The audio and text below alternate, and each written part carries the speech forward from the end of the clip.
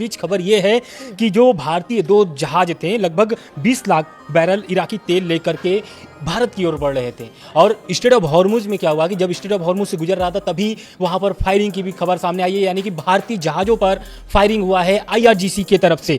तो आईआरजीसी की तरफ से ये फायरिंग हुई है और उसके बाद भारतीय जो 2 जहाज थे जिस पर भारत के झंडे लगे हुए थे वो दोनों जहाज़ों को फिर से यू टर्न लेना पड़ा, यानी कि पीछे हटना पड़ा है। बिल्कुल। तो ये कितना बड़ा नुकसान इसे माना जाए? देखिए ये अभी ये स्पष्ट नहीं हो पाया है क्योंकि ईरान, ये खबर अभी ये सामने आई है, लेकिन इधर से ईरान की तरफ से या फिर आईआरजीसी की तरफ से अभी कोई भी दावा नहीं किया गया है, क्योंकि पहले भी ईरान ने कई बार दावा कर चुका है कि भारतीय जहाज़ों को सुरक्षित जी स्ट्रेट ऑफ हॉर्मुज से गुजरने दिया जाएगा। हाँ बिल्कुल, कई जहाज वापस भी आए, लेकिन जो तनाव की स्थिति आज बढ़ी है, क्योंकि कल एक बयान आया था अब्बास अराक्ची जो विदेश मंत्री हैं, उनका ये बयान था कि लेबनान में जो सीज फायर हुआ है उसके बाद स्ट्रेट ऑफ हॉर्मुज सभी देशों के लिए खोल दिया जाएगा, लेकिन उसमें कुछ शर्तें भी उन्होंने जोड़ दिए थे।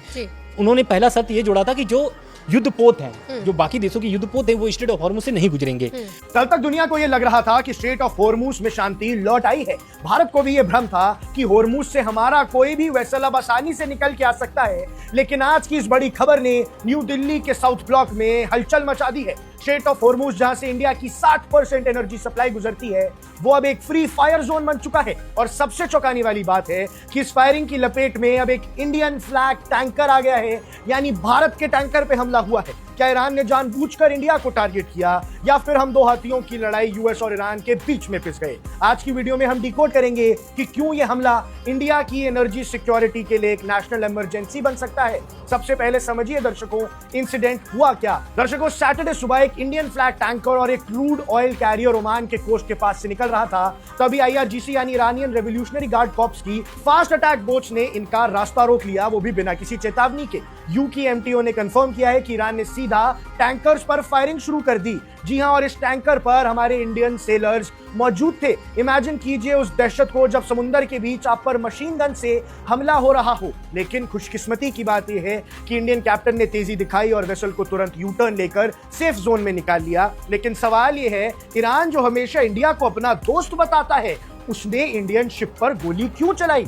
इसी ईरान ने अभी कुछ दिन पहले हमारा धन्यवाद किया था क्योंकि हमारे लोगों ने मेडिकल एड पहुंचाई थी। तो फिर ये हमला आखिर क्यों हुआ? दर्शकों, इसके पीछे ईरान और हमारी दोस्ती नहीं, बल्कि वजह है ट्रंप और ईरान की ईगो वॉर। डोनाल्ड ट्रंप ने साफ कह दिया है कि जब तक ईरान पूरी तरह उनकी शर्तें नहीं मानता तब तक यूएस नेवल ब्लॉकेड नहीं हटेगा। ईरान के पास पैसा नहीं पहुंच रहा है, इसलिए ईरान ने अब ऑयल वेपन का इस्तेमाल शुरू कर दिया है। अब इंडिया का क्या नुकसान हुआ? देखो, एनर्जी सिक्योरिटी पर नुकसान हुआ है। अगर हॉर्मुज बंद हुआ तो इंडिया में पेट्रोल डीजल के दाम बढ़ जाएंगे और इंडियन शिप पर हमला हो गया है तो मार्केट रिएक्ट करेगी।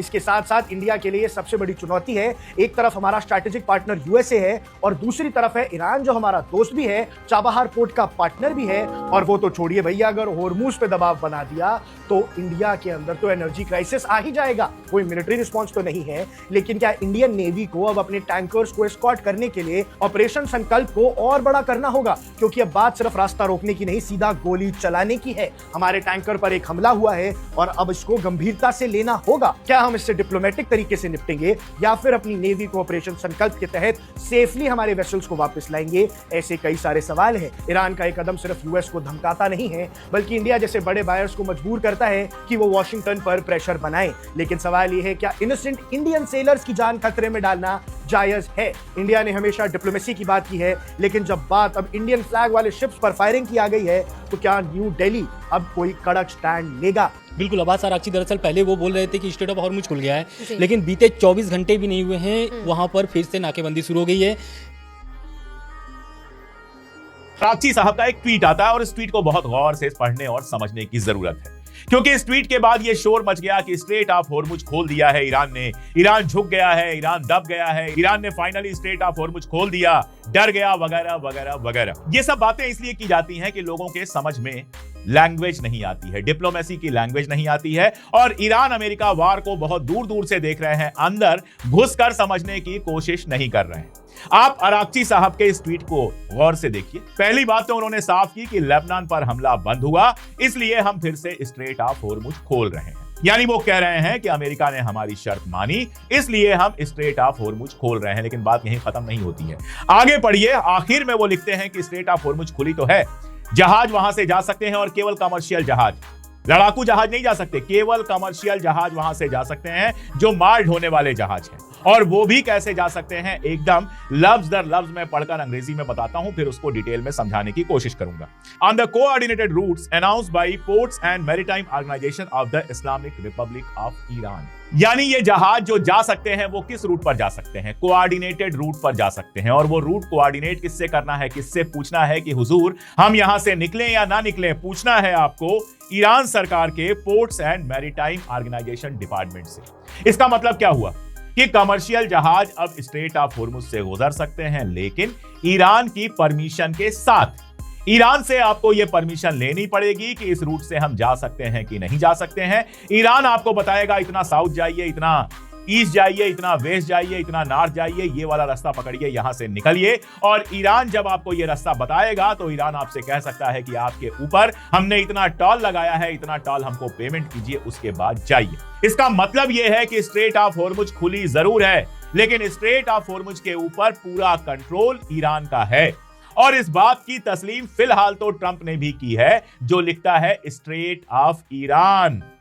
आप याद कीजिए, वही ट्रंप है जो इसको स्ट्रेट ऑफ ट्रंप कह रहा था, कभी स्ट्रेट ऑफ होर्मुज कहता है, और अब कह रहा है स्ट्रेट ऑफ ईरान। जो जिम्बाब्वे की एम्बेसी है ईरान की, वैसे भी ईरान की एम्बेसीज ने तहलका मचा रखा है सोशल मीडिया पर। तो जो जिम्बाब्वे की एम्बेसी है उसने लिखा कि जब मूड खराब हो तो स्ट्रेट ऑफ ट्रंप, जब मूड ठीक ठाक हो तब स्ट्रेट ऑफ होर्मुज नॉर्मल हो, और जब मूड बहुत अच्छा हो तो स्ट्रेट ऑफ ईरान।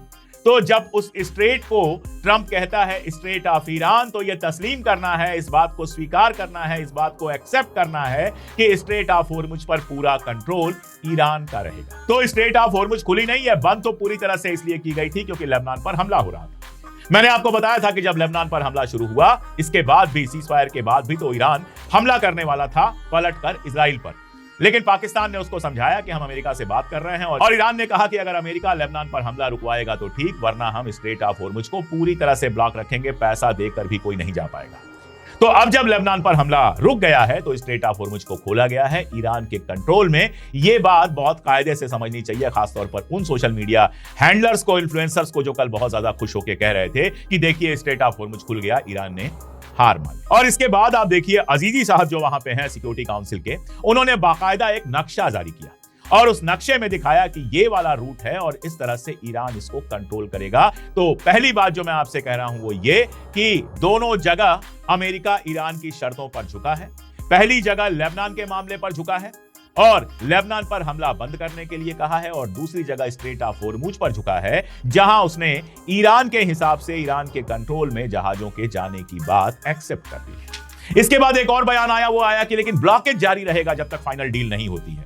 ईरान ने पलट के कहा अगर ब्लॉकेज जारी रहेगा तो स्ट्रेट ऑफ होर्मुज बंद रहेगी, हम स्ट्रेट ऑफ होर्मुज से भी कोई जहाज नहीं जाने देंगे। कहा यह जा रहा है कि ब्लॉकेज अब सिर्फ नाम का रह गया है, ईरानी जहाजें आराम से निकल रही हैं और जा रही हैं, और यह ब्लॉकेज भी एक आध दिन के अंदर अमेरिका हटा लेगा। तो आप देख रहे हैं कि हर फ्रंट पे अमेरिका की हार हो रही है। अब देखिए, ट्रंप वो आदमी तो है नहीं जो हार मान ले, तो उसको जीत बतानी है। तो कल उसने एक के बाद एक ढेर सारे ट्रू सोशल पर पोस्ट लिखे, ट्वीट किए, जो भी आप कहना चाहें। और उसका मानी अगर देखें तो यह है कि न्यूक्लियर डस्ट ईरान हमें दे देगा, ईरान जो अपना एनरिच्ड यूरेनियम है वो हमें दे देगा, और साथ में ईरान ये वादा करेगा कि वो एटॉमिक बम कभी नहीं बनाएगा।